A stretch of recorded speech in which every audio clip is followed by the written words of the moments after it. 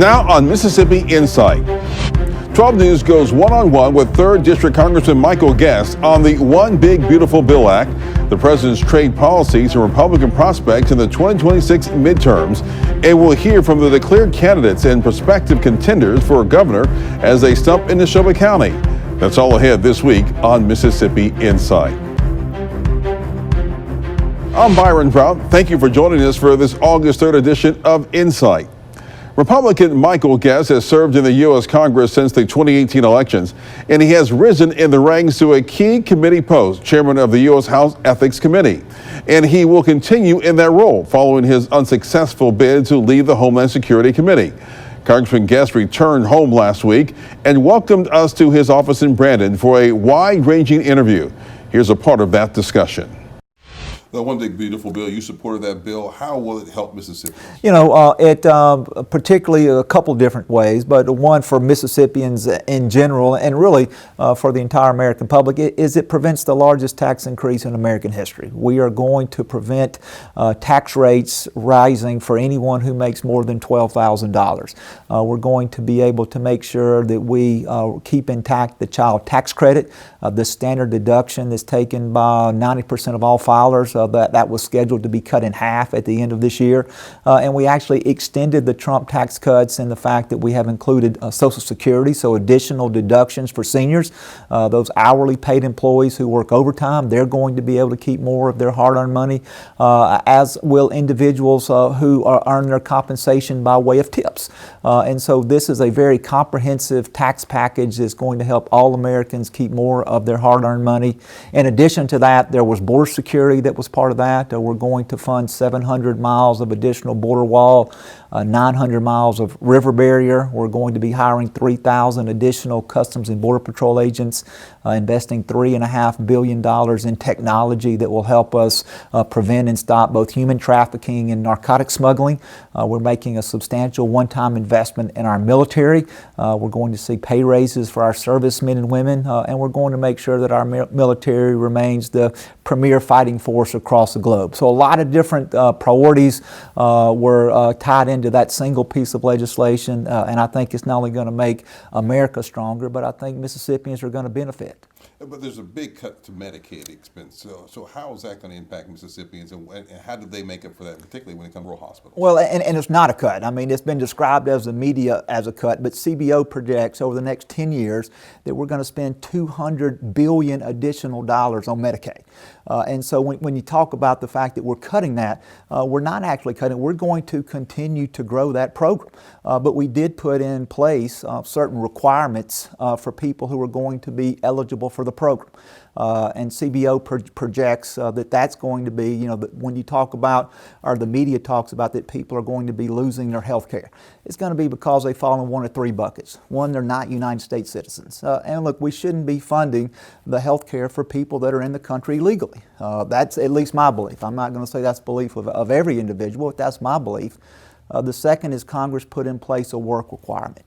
The work requirement says anybody who's able-bodied, do not have dependent children at home, that they have to work 80 hours a month. So if you want to qualify for government-funded health care, Medicaid that's going to be paid for by the taxpayers, then you've got to at least make an effort to work that 80 hours a month.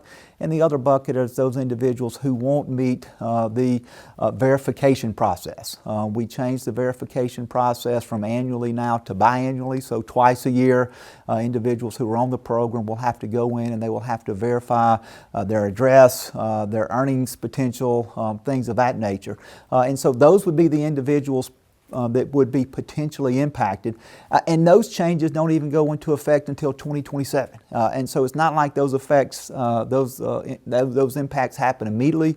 We still have a year and a half to study what that would look like. And so no one is losing their health care. We're going to continue to fund the program, and we're going to fund the program an additional 30% of where it is now over the next 10 years. So for the argument to be that we being Republicans are kicking people off health care, I don't believe that argument is accurate. When you say you're going to be studying it over the next year and a half or so, when you say study, you say that if it looks like there could be some people losing that shouldn't be losing, you might make a change to the policy, or what do you? States will have the opportunity, to provide feedback, and if there are things within the existing law that they feel are problematic. Congress would have the opportunity to make changes to that law before it went into effect in 2027.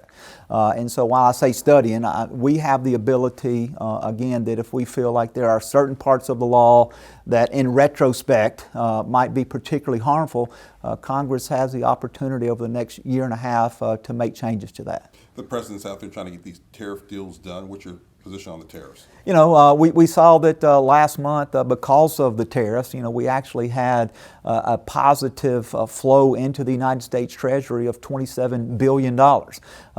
And so, we see that the tariffs have been successful in generating income for the United States Treasury.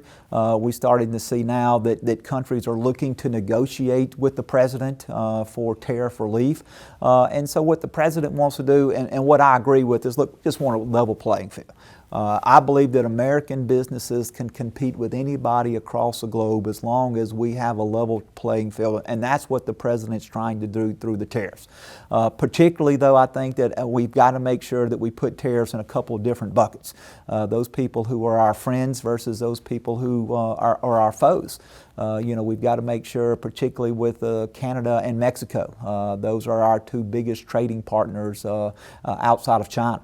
We've got free trade agreements with those countries, and so I think we need to treat them differently than we say someone like China, who does not have the best interests of America at heart. What do you think about your party's prospects in 2026 in the midterms? I think it's all going to come down to the economy. Right now the economy is doing well. We mentioned some of the positive economic developments, from job creations to stock market to the fact that inflation is beginning to go down. If the economy is good, if the economy is solid, if President Trump's numbers are high, I think that there is a good likelihood that Republicans can control the House or maintain control of the House, and that we will continue to be successful in the Senate.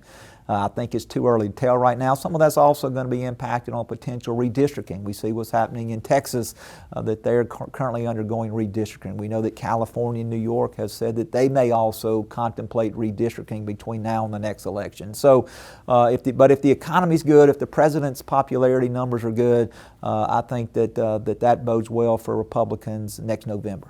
What do you make of the redistricting that's going on in Texas or California, wanting to redraw the maps to hold on to seats? What's your thoughts on that? My personal thoughts is, look, let's redraw those once every 10 years, once every decade. But to redraw those, unless you're ordered to do so by the court, I don't think it is.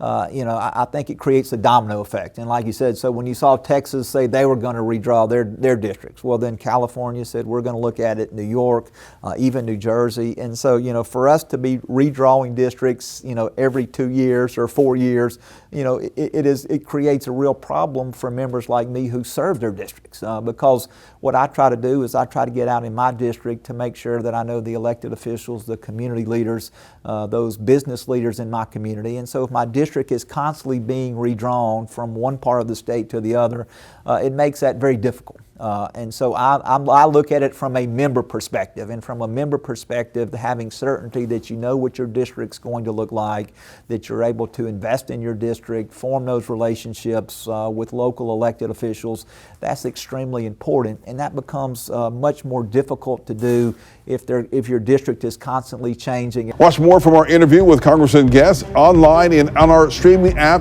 WJTV Plus.